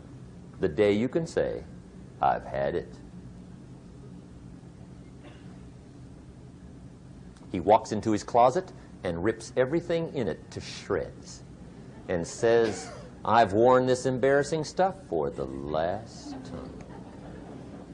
And not only will I never wear it again, no one else will ever wear it again. Commit an act that says, I've had it. Powerful. Here's the next one, decision. And decision-making is powerful.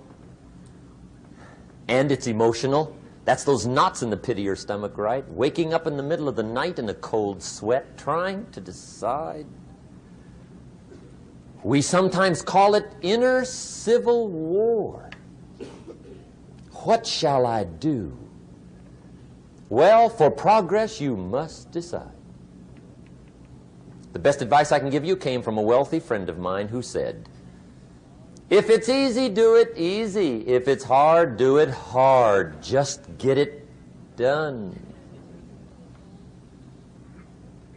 If you went home tonight and in the next few days cleaned up a whole list of decisions, that might furnish enough inspiration for the next 10 years. I found this out many times after you've decided. Getting on with it is easier than deciding. Sometimes decision is the toughest part. Here's the next emotion, desire, wanting to bad enough. And I don't know how to tell you to want to. That's something you've got to come up with. There's 2 things I know about desire. Number 1, it comes from inside, not outside. You don't send off for it. Number 2, I know desire can be triggered by something. Who knows what it might be? Sometimes desire waits and sleeps for something to happen. Maybe it's a book, maybe it's a song, maybe it's a sermon, maybe it's a lecture, a seminar, maybe it's the conversation of a friend, a happening, an event. Who knows? The best advice I can give you is what I give my staff. It goes like this: welcome every human experience. You never know which one is going to turn it all on. even the bad experiences. Sometimes from the bitterest experience comes the greatest awakening. So let down the barriers, take down the walls. The same wall that keeps out disappointment keeps out happiness. Let life touch you. Don't let it kill you, but let it touch you. Here's the last one. This one's powerful. Resolve. Resolve says, I will. Two of the most powerful words in the language. I will. Benjamin Disraeli once said, nothing can resist a human will that will stake even its existence on the extent of its purpose. Shortly put, I'll do it or die. See, that's powerful. That could be the day that turns your life around. The world has a strange way of stepping aside when somebody says, I'll do it or die. The man says, I will climb the mountain. They've told me it's too high, it's too far, it's too rocky, it's too difficult, it's never been done before, but it's my mountain, I will climb it. Pretty soon you'll see me waving from the top. Or dead on the side, because I ain't coming back.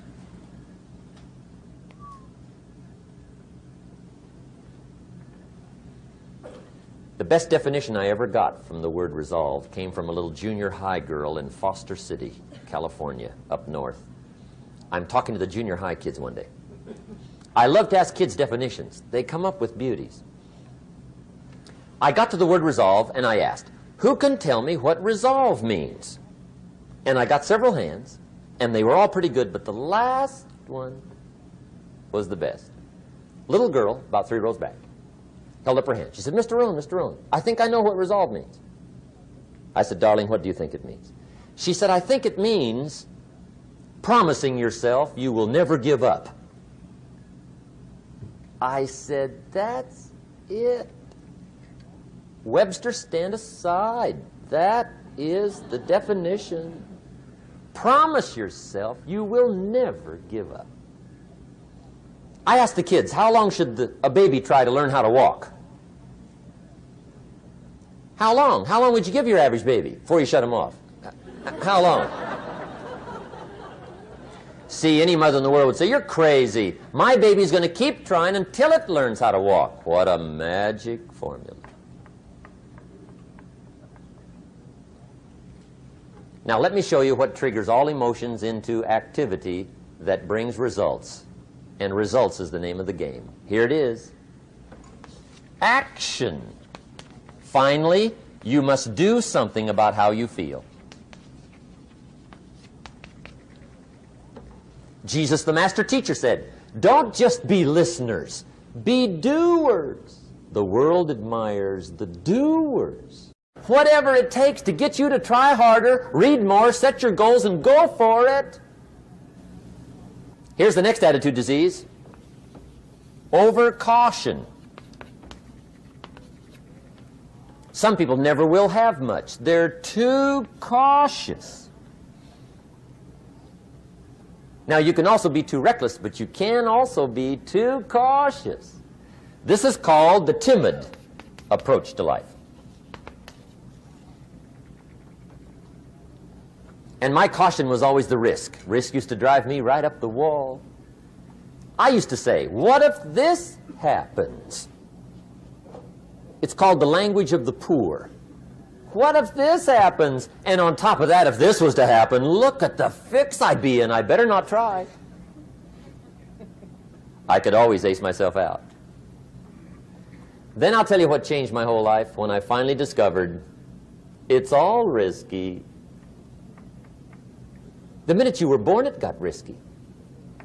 If you think trying is risky, wait till they hand you the bill for not trying. If you think investing is risky, wait till you get the tab for not investing. See, it's all risky. Getting married is risky. Having children is risky. Going into business is risky. Investing your money is risky. It's all risky. I'll tell you how risky life is. You're not going to get out alive. That's risky. The Englishman says, well, if that's the way it's going to work out, let's give it a go. Right, that's what it's for. Give it a go. Somebody says, yeah, but I'm looking for safety and security. fine, then huddle in a corner. We'll cover you with a sheet, bring you 3 meals a day. And we'll protect you, feed you, look after you, care for you. We won't let anything happen to you. And you'll probably live to be 100. The guy said, well, yeah, I'd live to be 100. But what a way to live. Right. What a way to live, safe and secure. Don't ask for security. Ask for adventure.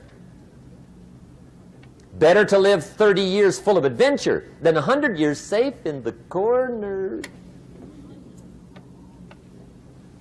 And see, it's not important how long you live. What's important is how you live.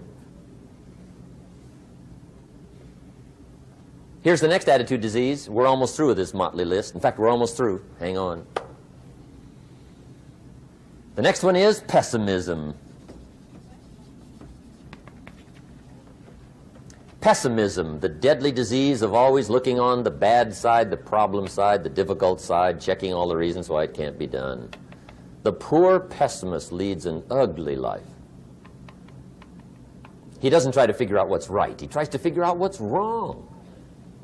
He doesn't look for virtue. He looks for faults. And when he finds them, he's delighted. How ugly. This is the poor guy who looks through the window, doesn't see the sunset. He sees the specks on the window.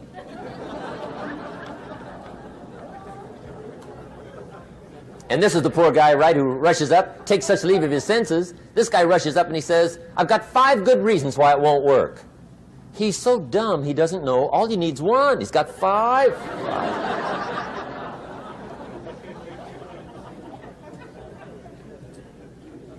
To the pessimist, the glass is always half empty.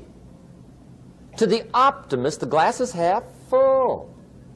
Why would the same measure affect people 2 different ways? Answer, it all depends on how you look at it. Our lives are mostly affected by the way we think things are, not the way they are. The way we think they are affects us most. There's a subject we don't have time to get into tonight called better thinking habits. One of the major things Shove taught me when I met him, he said, poor thinking habits keeps most people poor. Not poor working habits. Most people work hard, but they don't think hard. And Shove taught me that the mind is like a factory, a mental factory. And whatever you think about all day long pours ingredients into this mental factory. And that's what builds the economic, social, financial fabric of your life. He quoted me a Bible phrase that says, as you think, so you become. How awesome. When he talked about poor thinking habits, he had me. I used to start the day reading the morning newspaper. I mean, you can believe that or not. I'd get a cup of coffee and read the paper. I'd load up on wars and riots and murders and stabbings and killings and bank robberies and muggings and car wrecks and tragedies. I'd even read the back pages. I seem to like that stuff for some weird reason. I'd load up on all that, and then I'd start the day. You can imagine the kind of days I used to have. You walk around on your financial knees. They call you economic peewee.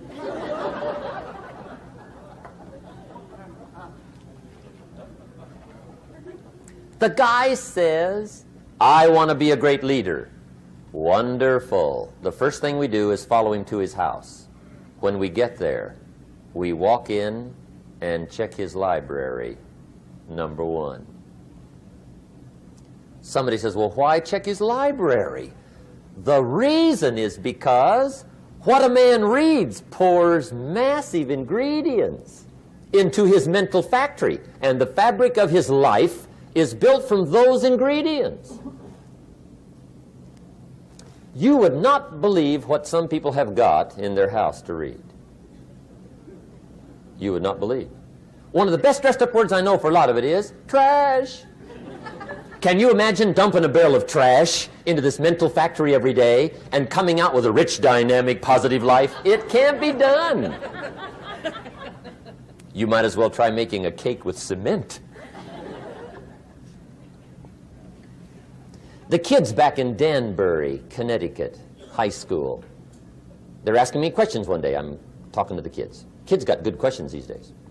One of them said to me, Mr. Rohn, how do you build the good life? I said, it's simple. It's not easy, but it's simple. Here's how you build anything. Select the right ingredients, keep out the wrong ingredients, and it starts with thought. Everything starts with thought.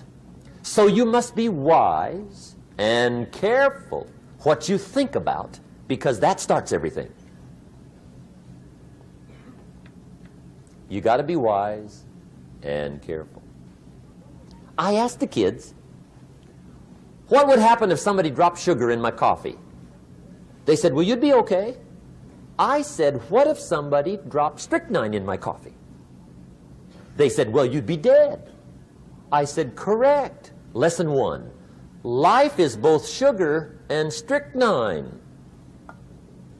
You gotta be careful. I said, what if my worst enemy drops in the sugar? They said, will you be okay? I said, what if my best friend, even by accident, drops in the strychnine?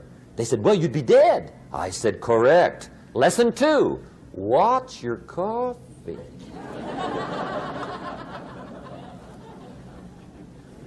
You got to be careful. See, it doesn't matter who hands you the bad stuff. It doesn't matter where you get the bad stuff. It'll still do its damage on your bank account, wherever you get it. Mr. Schoaf gave me one of the greatest phrases when I first met him when he said, Jim, every day stand guard at the door of your mind. How important. Stand guard at the door of your mind. And you decide what goes into your mental factory. Don't let anybody just dump anything they want to in your mental factory, because you've got to live with the results. Okay, here's the last disease, and we're through with this list. In fact, we're almost through. Hang on. The last subject is very brief. The last disease, but this one is deadly. Engage in this one, indulge in it even slightly, and you might as well forget the future, because it's going to forget you. Complaining, crying, whining, griping, a Bible word called murmuring. See, that'll ace your future. Spend 5 minutes complaining, and you have wasted 5. And you may have begun what's known as economic cancer of the bone. Surely they will soon haul you off into a financial desert and there let you choke on the dust of your own regret. I hope I said that well, so you won't forget. It's a deadly disease. If you don't think it's bad, ask the children of Israel of Old Testament fame. Typical of us all, their story just happened to get in the book. Story says, children of Israel were slaves. God performed a series of dazzling miracles and got them out. And now they're heading for the promised land. Remember the story? Heading for the promised land. Tragedy of the story, they never got there. Reason. From day one, they started to complain. They griped about the water. They griped about the weather. They whined and cried and griped about the food. They griped about the leadership. They whined and cried because it was too far, too cold, too hot, too difficult, too miserable. I mean, they whined and cried for years. Finally, God said, I've had it, trip canceled. Or something like that. The story says they died in the desert, never got to the promised land. Which I think means 2 things. Indulge in this long enough, you get your future canceled. And I guess it also means even God himself can only take so much.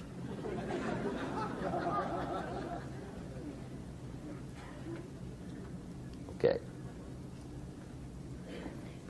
Just be on the lookout of the things that can destroy all the good you start. The war is on. And this evening, tomorrow, mentally, personally, socially, economically, you got to make sure you're winning the war. And this is part of it.